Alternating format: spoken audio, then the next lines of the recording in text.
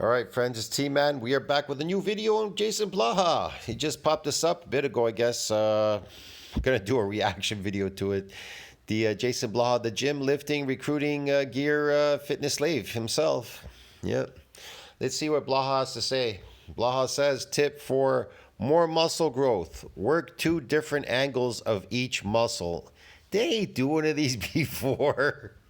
Man, this guy just, I don't know, I think he's like recycling stuff or just going over the same stuff over and over again. It's just, he's saturating YouTube. YouTube now has guidelines about saturating YouTube with videos. They prevent you from doing that. Yeah.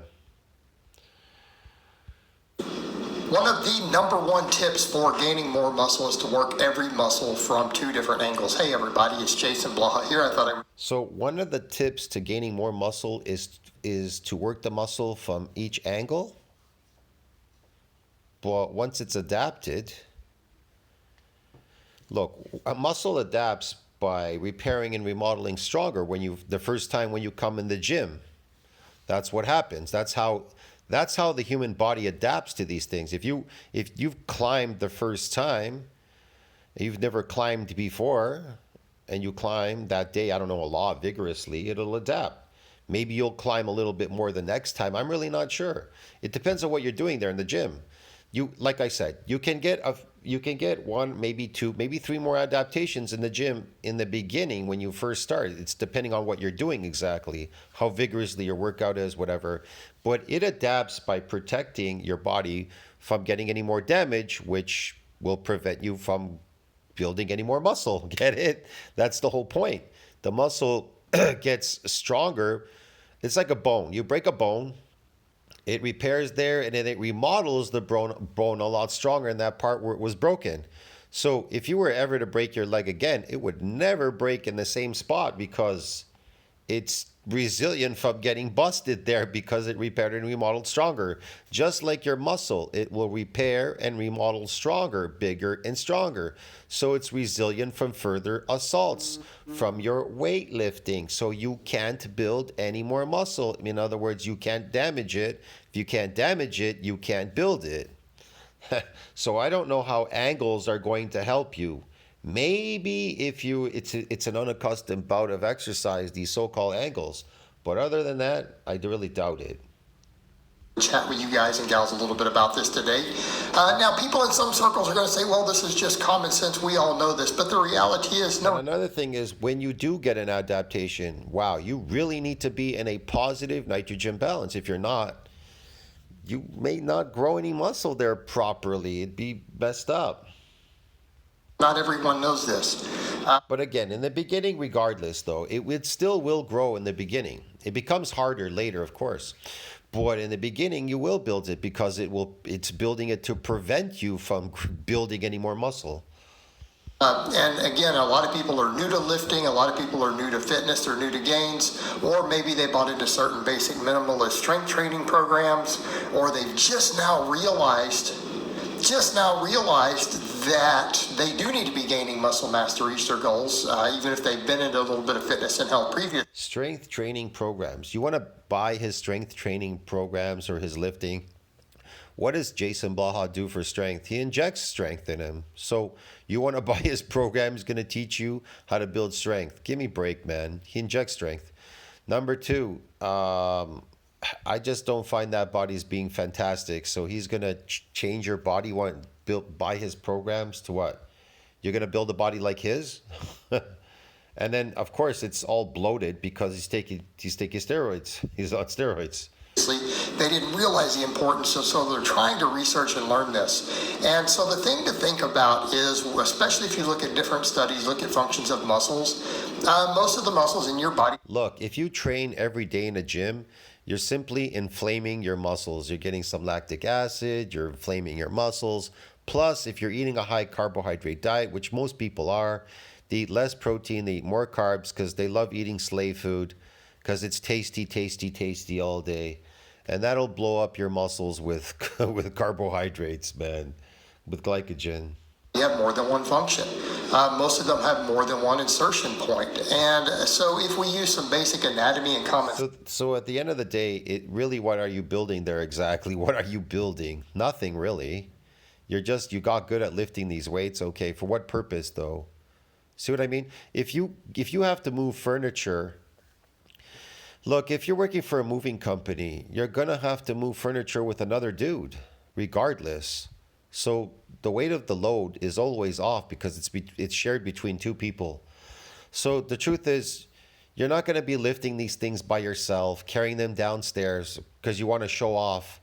It's still going to be heavy. It's still going to be super heavy. Want to know why? Because you are not accustomed. You're accustomed to lifting these weights in the gym, but when you're not accustomed to lifting these things by yourself, these like the sofa and all that by yourself down the stairs, that's something you'd have to become accustomed to doing. You'd have to practice and be accustomed to doing that. See what I mean? So how does your body adapt? Well, it's a myonuclear, you could call that a domain. That domain is gonna get damaged. It's gonna repair and remodel a lot stronger. It's gonna make you better at doing that now. You won't have so many problems moving, by yourself a washing machine down a stairwell to the basement or whatever. See what I mean? But it's still, you'll still have difficulty doing it regardless. You're just showing off now. It's stupid to do that. Before we even get into any sort of research, you should be able to look at them. And even in a factory. Simple muscles, a bicep and a tricep, right? See me do. Even in a factory, you're going to have to adapt too, because you're not accustomed to doing that. Moving those boxes or whatever you're doing there. Tricep work right there. The tricep actually has two functions, right? Extension of the shoulder and extension of the... I know why Blaha is doing this, because he wants to get paid to entertain you by lifting weights. It's not entertaining. Yeah, he could film himself in a factory moving boxes and doing weird shit, but he doesn't work in a factory.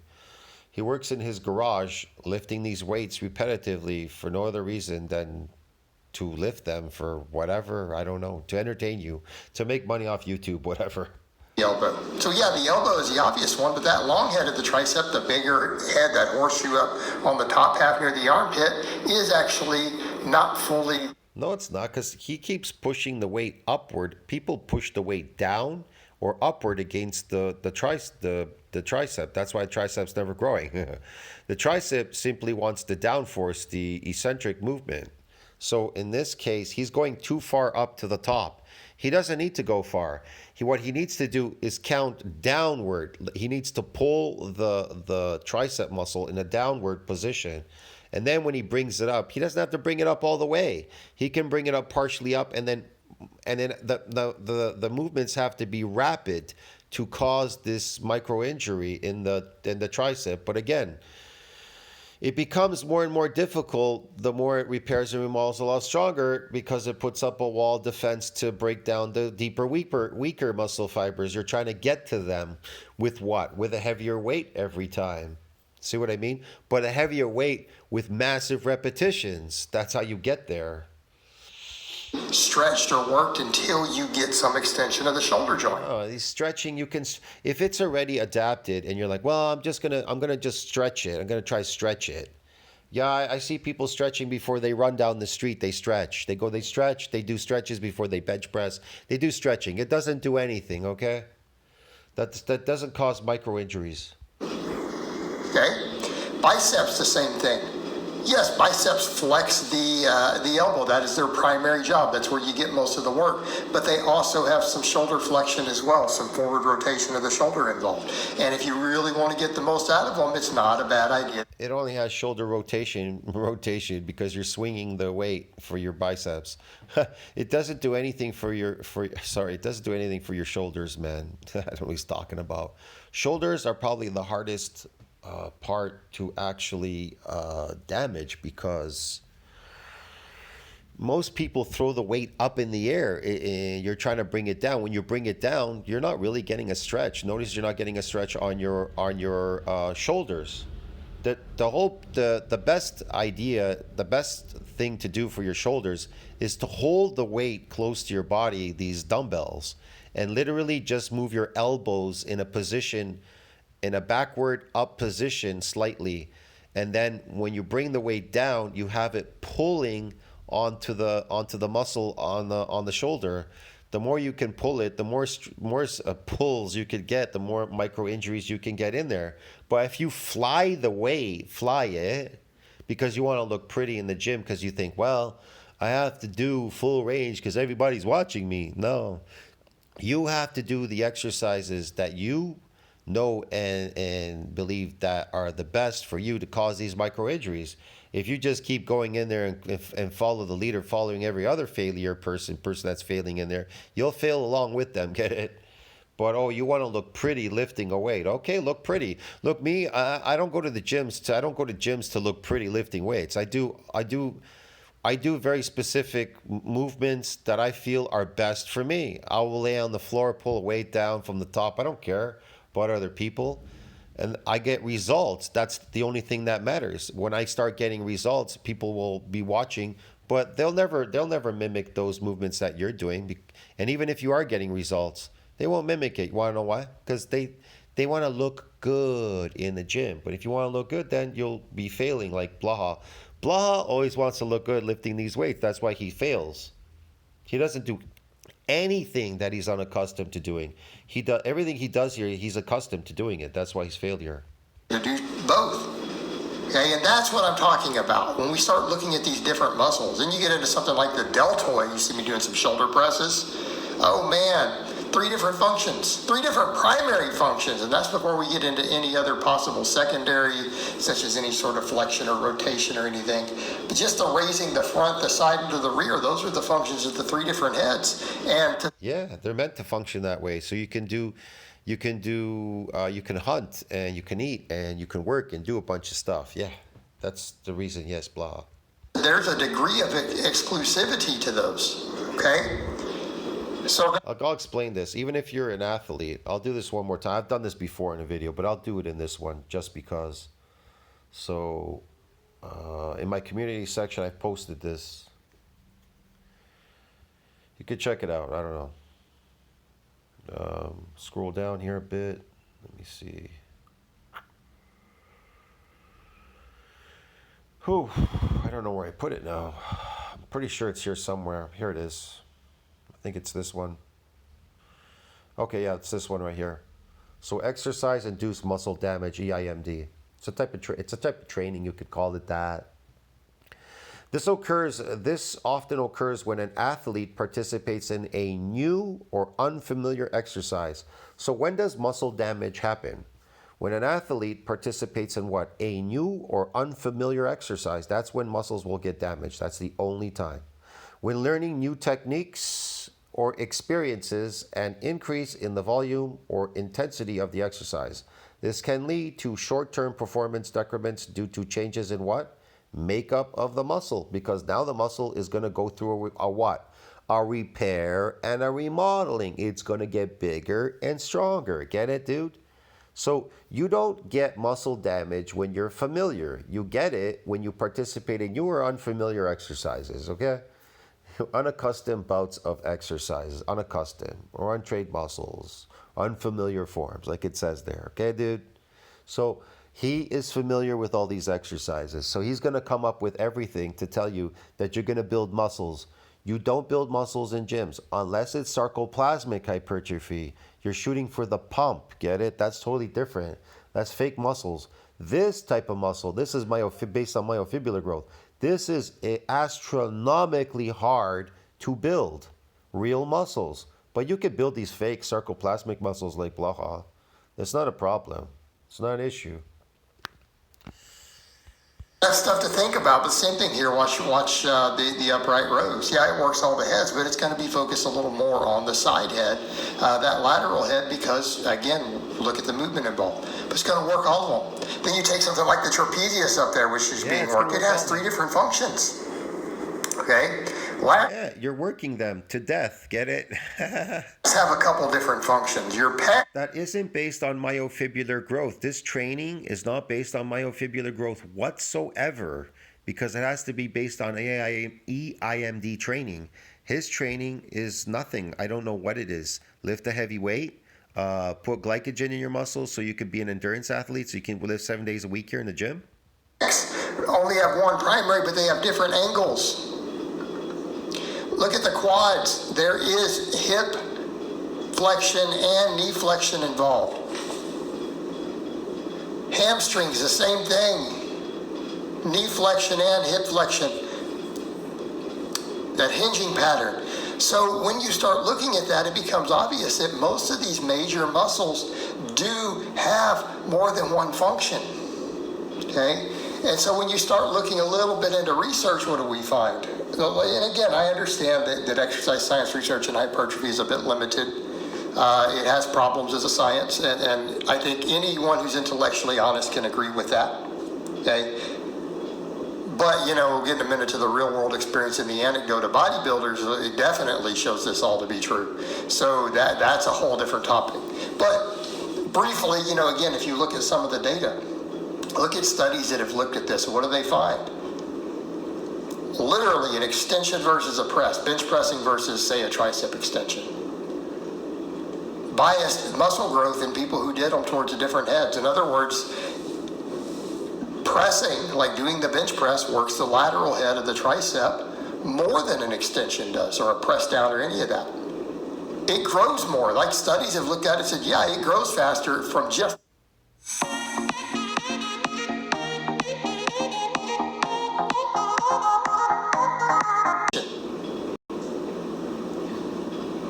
the long head, that other one, the extensions work more than the bench press does because they involve that function also usually. Okay? It's like, okay, that's interesting. And then when you look at studies where they were both trained, those people gained more muscle in the tricep than the people who... He just said those people that were trained, they gained more muscle where in their tricep? What muscle did they gain? Sarcoplasmic, artificial muscle growth. Did just one exercise. Because they're endurance athletes. They're not. Listen to me, man. Again, muscles do not. Myofibrillar growth does not build like that. It has to be micro-injured, and then it repairs and remodels a lot stronger. That's the adaptation process. It doesn't adapt because it gained some sarcoplasmic fucking muscle, bro. Get it? It adapted because it adapted so it won't get any more damage. The body adapts to protect from damage. That's why they call it the repeated bout effect. With the repeated bout, it protects muscle from any more fucking damage. Get it, dude? What part does he not understand, man? Like, is everybody in the fitness industry really that dumb?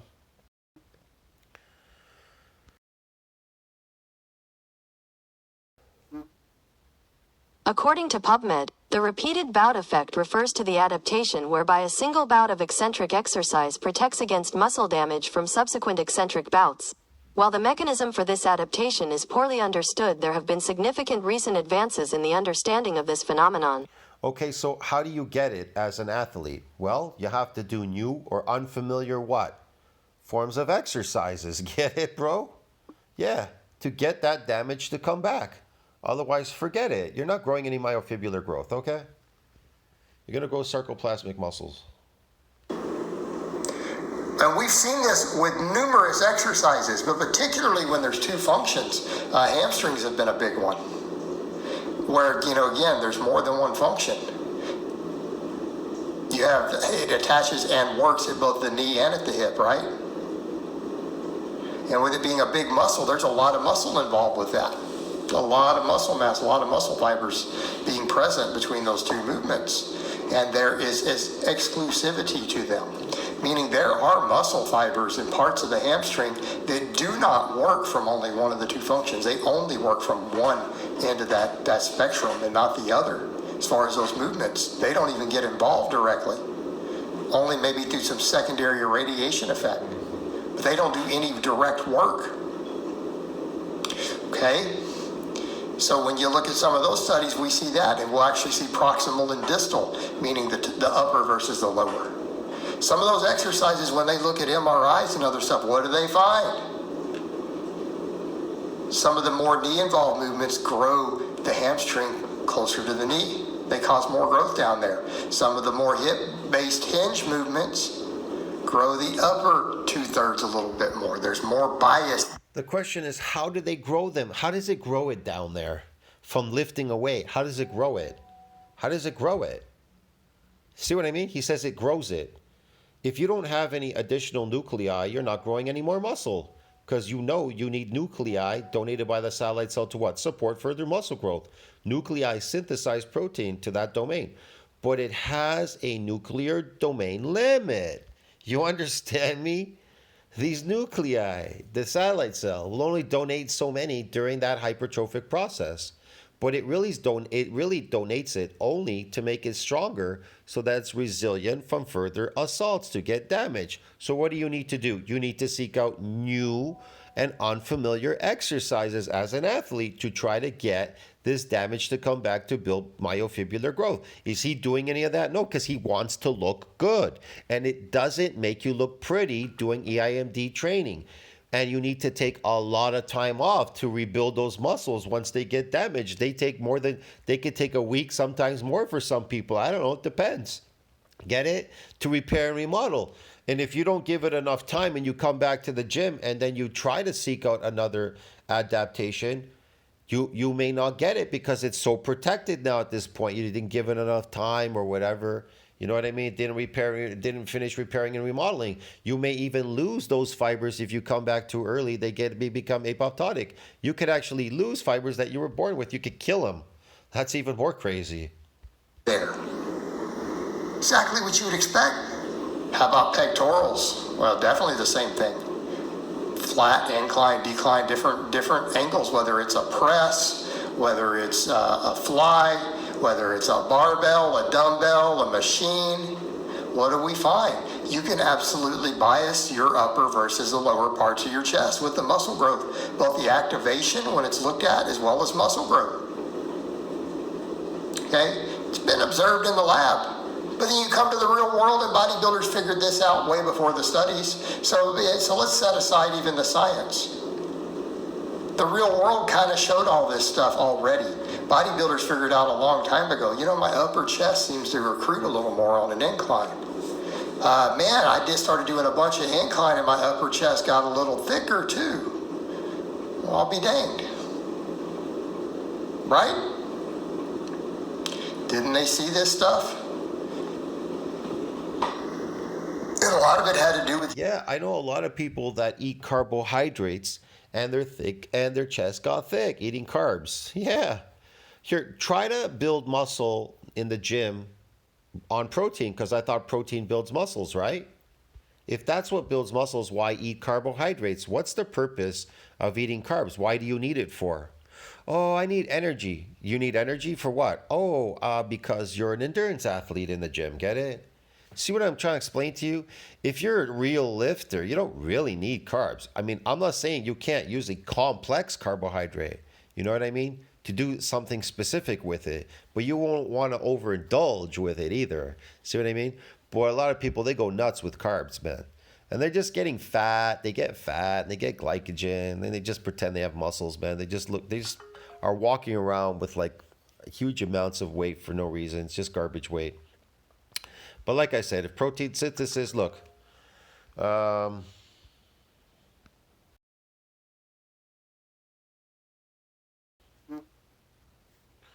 on.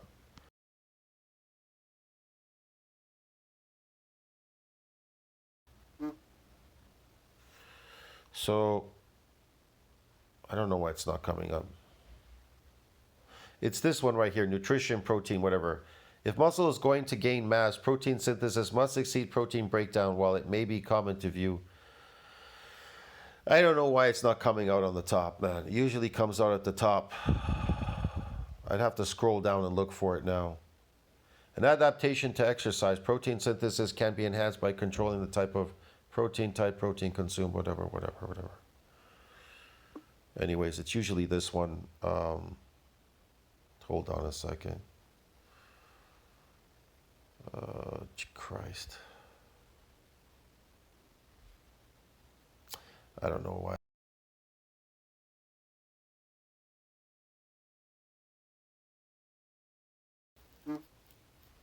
According to Ritual, when muscle protein synthesis exceeds muscle protein breakdown, muscle hypertrophy occurs, says Dr. Nima.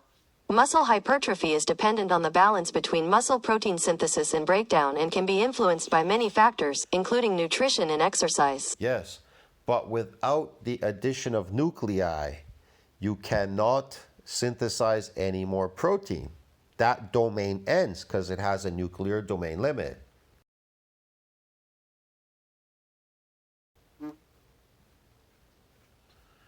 Hold on a second. I don't know why this is not coming up either.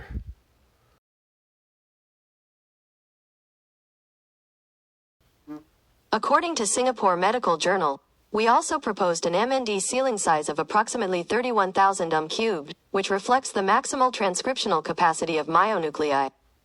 There you go. That's the reason. And it has a maximum transcription capacity of nuclei. And when it reaches it, doesn't matter what you do. And most people call it newbie gains or whatever. You don't even know how to get over it. So what's the point? And it's here. It's in this section right here. What determines myonuclear domain size? What determines it? The satellite cell and nuclei. Nuclei. That's what determines it. With just feeling the muscles and going, you know what? When I do this type of curl versus this type of curl or this type of extension or this type of press, I feel the pec or the tricep or the bicep work more in certain areas than other. I can feel it, particularly people with a large amount of mind-muscle connection who are more body aware. They're aware of what their muscles are doing because they're connected to them. They can feel them. All those people, again, tended to be bodybuilders. Now, that being said, that's going to be the case of, was it because they were bodybuilders, or was it because the people who tended to be able to feel those things better or to learn to feel those things better just turned out to be better bodybuilders? Okay? See where I'm going with that? Maybe that's why so many of their methods worked, because the people who tended to get good results were good at feeling those things and kind of being able to tell where stuff worked and then tailor their training around it. Because they just have. Yeah, you tailor your training around what works. And if it's if that's what you're shooting for, EIMD training, then that's what it should be around. But it doesn't look pretty for entertainment purposes for YouTube, because your training is going to be grueling. You're going to have to move for these adaptations, which is really difficult. Not this lazy lifting like he's doing. This is endurance lifting. And he also is a slave to being good at lifting these weights, because if he stops lifting them, this so-called being good at lifting these weights will go away. Like anything in life, if you don't practice at doing gymnastics, or you don't swim or dive, if you don't practice at it, eventually, and not to say it won't come back, always people will, oh, it'll come back, yeah, it may come back, it'll take a while or whatever, you go back there and practice at it. You know what I mean? You were good at it before once. That doesn't mean you won't be good at it again the second time or whatever, depending, whatever, I don't know. But yeah, it's based on practice. You have to constantly, you're a slave to it. You're a slave to it because it doesn't stay. It's not tangible. Had, a high body awareness. I've heard that referred to as kinesthetic IQ. Now, that's something you can learn to do, but it comes naturally to some people more than others, right? So they notice the same thing with all of this. All right, guys, but that's really all. He has an imbalance between his right arm and his left arm. All I have to say on that today. I hope it's been informative. It hasn't been informative. It's not informative. It's informative because these angles are not going to build you muscle unless, of course, you want to build sarcoplasmic muscles in the gym. Phony muscles, fake muscles. You know what I mean? Like Blaha. I'll see you in the next one, friends. Tell me what you think about that. Like, subscribe, support the channel. See you in the next video. Ciao.